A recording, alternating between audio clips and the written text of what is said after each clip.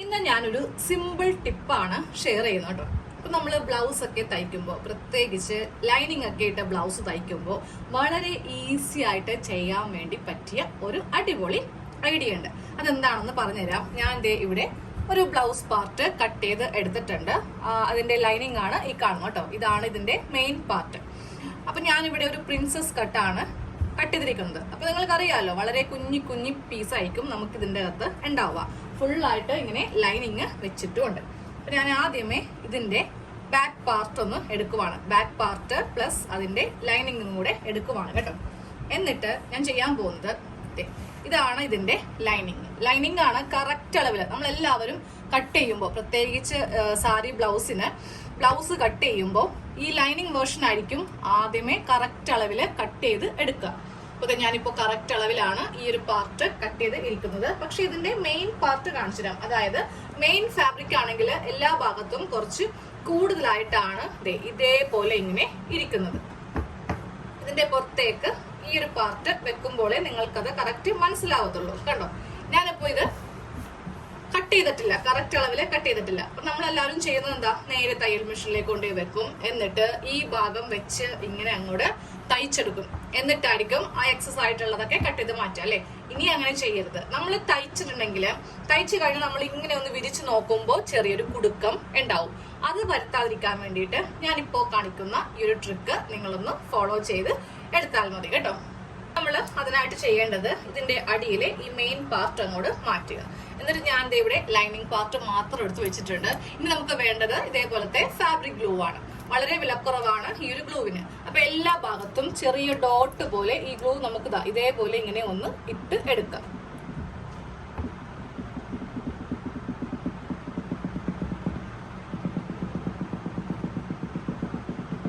ഇതേപോലെ ഇങ്ങനെ ഇതിന്റെ എല്ലാ വശവും പശ ആക്കിയെടുക്കുക കേട്ടോ.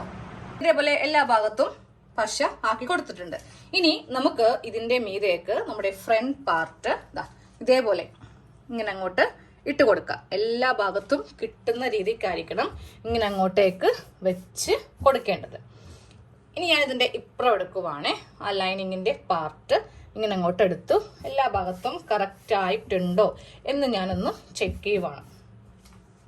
ഇതേപോലെ ഇങ്ങനെയൊന്ന് ഒട്ടിച്ചെടുത്തു. ഈ പാർട്ട് മാറ്റി ഇനി ഞാൻ ഇതേപോലെ തന്നെ സ്ലീവ് ചെയ്യുന്നുണ്ട്. അത് കൂടാതെ നമുക്ക് മെയിൻ ആയിട്ട് ചെയ്യേണ്ടത് ഈ ഭാഗങ്ങളാണ്. ഇതാണ് ഫ്രണ്ട് പാർട്ടിലെ, നിങ്ങൾക്ക് എല്ലാവർക്കും അറിയാലോ, പ്രിൻസസ് കട്ടിന് നമുക്ക് ഇതേപോലത്തെ 2 പാർട്ട് ഉണ്ടാവും. ഇത് തയ്ക്കാൻ അത്യാവശ്യം നല്ലൊരു പണിയുണ്ട്. നമുക്ക് ഈ ഒരു ഷേപ്പ് ഒക്കെ വരുത്തി ആ ഒരു ലൈനിങ്ങുമായിട്ട് ഒന്ന് അറ്റാച്ച് ചെയ്തെടുക്കാൻ വേണ്ടി നല്ല ബുദ്ധിമുട്ടുണ്ട്. അപ്പോൾ ഇതേപോലെ പശ വെച്ചിട്ടൊന്ന് ചെയ്യുവാണെങ്കിൽ സൂപ്പറായിട്ട് പറ്റും കേട്ടോ.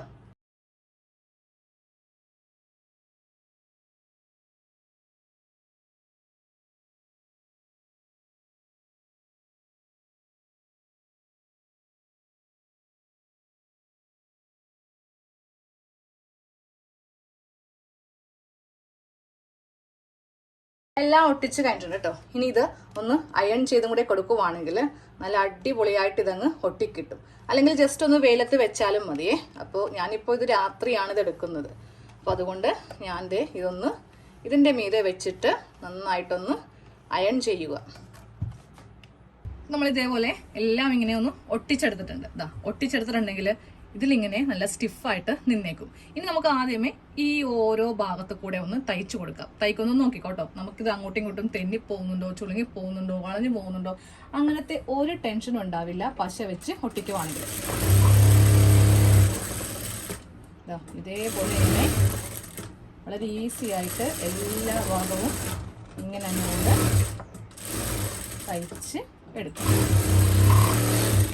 ഒറ്റടിക്ക് തന്നെ ഇങ്ങനെ അങ്ങോട്ട് തയ്ച്ചെടുക്കാം. ഇനി ബാക്കി വരുന്ന തുണി നമുക്ക് ഈ ലൈനിങ്ങിന്റെ ഇതേ ഷേപ്പിൽ തന്നെ ഇങ്ങനെ അങ്ങോട്ട് കട്ട് ചെയ്ത് അങ്ങോട്ട് മാറ്റി എടുക്കണം. നല്ല പെർഫെക്റ്റ് ആയിട്ട് തന്നെ നമുക്ക് ആ ഒരു ഷേപ്പ് ഇങ്ങനെ അങ്ങോട്ട് കിട്ടും കേട്ടോ.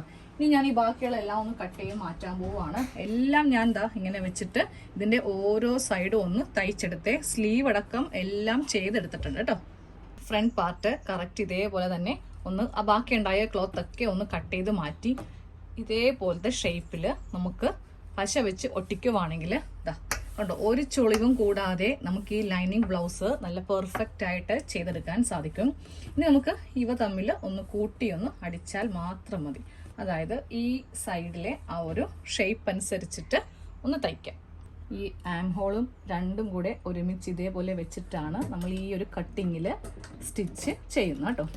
ഒന്ന് കെട്ടിട്ട് സ്റ്റാർട്ട് ചെയ്ത് കൊടുത്തിട്ട് ഇതേപോലെ ഇങ്ങനെ നമുക്ക് വളരെ സിമ്പിളായിട്ട് തയ്ച്ച് എടുക്കാം.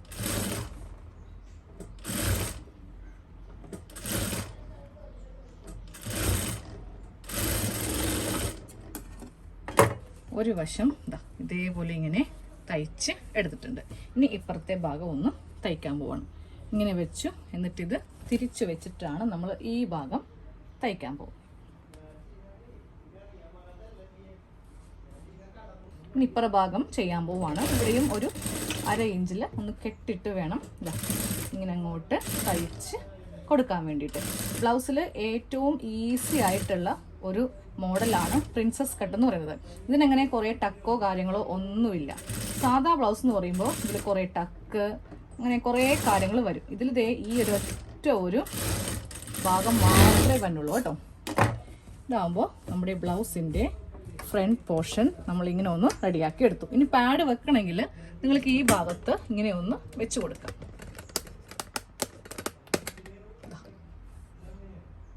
ബ്ലൗസിന്റെ ഈ ഒരു ഫ്രണ്ട് പോർഷൻ നമ്മൾ ഇങ്ങനെ അങ്ങോട്ട് തയ്ച്ചു കഴിഞ്ഞു.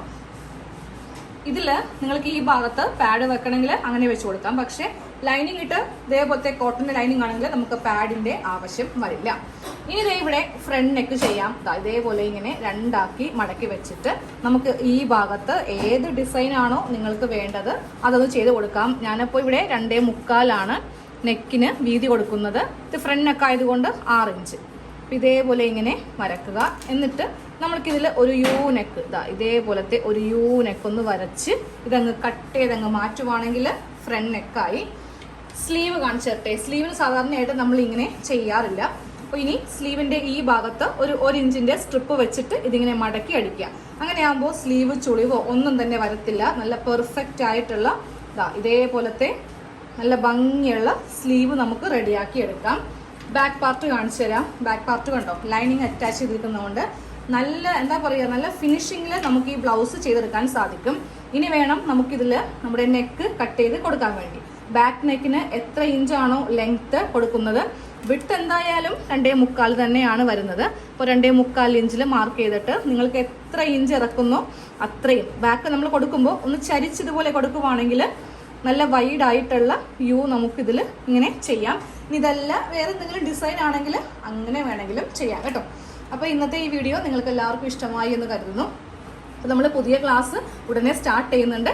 അപ്പോൾ ഇതിന് താല്പര്യമുള്ളവർ അതിൽ ജോയിൻ ചെയ്യാം കേട്ടോ. വൈകിട്ട് 5:30 മണിക്കാണ് അത് നമ്മൾ സ്റ്റാർട്ട് ചെയ്യുന്നത്. ഓക്കെ.